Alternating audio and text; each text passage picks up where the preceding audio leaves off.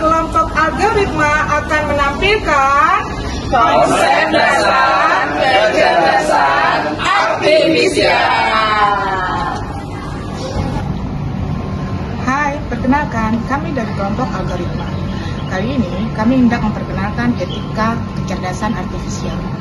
Dari sekian banyak kelebihan kecerdasan artifisial, kami hendak mengetengahkan diantaranya adalah batasan kecerdasan artifisial. Sesempurna-sempurnanya pekerjaan mengenai kecerdasan artifisial, ternyata terdapat keterbatasannya. Di antaranya adalah keterbatasan sistematis dan keterbatasan non-sistematis. Bagaimana bisa hal itu terjadi? Rekan saya akan menyampaikan. Kecerdasan artifisial atau disingkat dengan KA ini memang memiliki banyak batasan. Yang pertama tadi sudah disinggung, yaitu KA ini memiliki batasan dari teknis. Contoh batasan teknis itu seperti dibatasi oleh sistem dan bekerja melalui data. Yang pertama itu adalah bekerja sesuai dengan data, sehingga contohnya ketika kita mengenalkan dengan data spektrum warna hijau, ketika kita kasih warna yang lain seperti warna merah, maka dia akan bingung sendiri. Itu keterbatasan yang pertama. Yang kedua itu adalah jika jika bias itu hasilnya pasti tidak akurat. Kemudian KA ini tidak fleksibel, artinya kalau dimasukkan ke situasi yang baru, kemungkinan datanya bisa keliru. Seperti database yang sudah dia terima, terus kita buat ke database yang baru, pasti akan keliru. Kemudian KA ini yang terakhir tidak kreatif seperti manusia ya. Jadi KA ini tidak bisa menciptakan hal yang baru, itu hanya menggabungkan beberapa data dari berbagai jenis-jenis source. Mungkin itu di keterbatasan teknis. Keterbatasan berikutnya akan disampaikan oleh teman kita lagi. Keterbatasan non-teknis biasanya berkaitan dengan hal-hal yang tidak bisa dimiliki oleh atau dipahami oleh mesin seperti emosi, etika, dan nilai-nilai kemanusiaan. Contohnya, KA tidak punya akal sehat, hati nurani, dan empati. Contohnya, kalau KA itu dipergunakan dalam pengambilan keputusan sebagai hakim. Kemudian contoh kedua, KA tidak tahu mana yang benar dan salah secara moral. Yang ketiga, KA tidak bisa mengambil keputusan berdasarkan nilai kemanusiaan.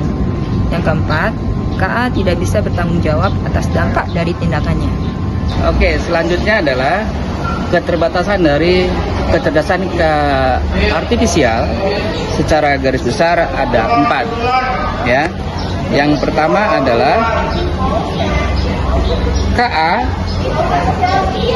tidak memiliki imajinasi, perasaan atau kreativitas yang sejati, tidak seperti pada manusia. Yang kedua, KA bisa salah jika diberikan tidak lengkap atau sifatnya adalah ada bias ya. Nah, ini semua tentu merupakan dua di antara dari keterbatasan KA itu sendiri. Oke, untuk selanjutnya rekan saya berikutnya. Terima kasih. Baik, kecerdasan artifisial memiliki keterbatasan berikutnya adalah tidak bisa memahami konteks secara mendalam.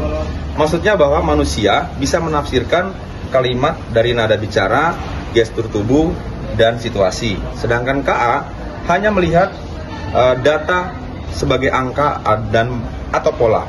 Nah, selanjutnya, kecerdasan artifisial tidak bisa bekerja tanpa bimbingan dan koreksi manusia. Hal ini dimaksudkan bahwa kecerdasan artifisial tidak bisa berpikir mandiri, ia tidak tahu mana yang benar atau salah, kecuali diberitahu sebelumnya. Next. Berikutnya, kecerdasan artifisial tidak sama seperti kecerdasan sejati. Maksudnya, KA memang dapat berpikir lebih cepat daripada manusia, tetapi KA tidak mempunyai hati nurani, emosional, maupun empati.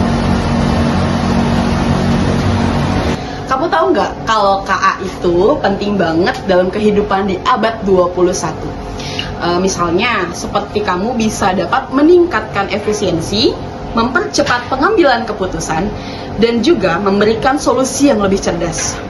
Hanya saja dalam penggunaannya kita harus bijak, karena informasi yang disampaikan bisa aja bias atau bisa jadi terkait dengan privacy data. Nah, oleh karena itu, ada 2 prinsip etika khususnya KA generatif beserta contoh konkret penerapannya yang bisa diterapkan di sekolah. Ini dia. Prinsip penggunaan etika KA di sekolah yang pertama adalah transparansi, di mana prinsip ini perlu dilakukan di dunia pendidikan. Terlebih lagi sekarang hampir semua pendidik sudah menggunakan berbagai aplikasi yang menggunakan KA. Contohnya dalam penggunaan media ajar, bahan ajar, sama tentang proses membantu hasil koreksi anak-anak.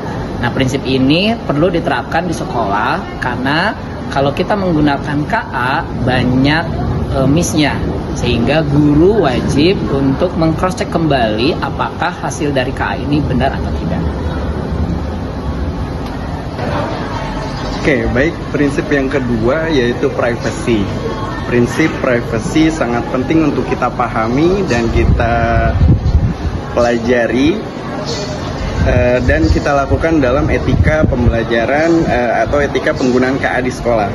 Dikarenakan banyak data penting warga sekolah yang harus kita jaga kerahasiaannya, seperti dalam penggunaan data siswa baru yang menggunakan aplikasi, lalu penggunaan absensi digital melalui berbagai aplikasi, bahkan sampai proses pembelajaran seperti siswa harus mengupload atau mengunduh tugas berupa video atau suara pembelajaran melalui media sosial. Ya, terima kasih. Oke, gimana? Sudah ngerti belum? Sudah. Bye-bye. Coba, Mas. Terus.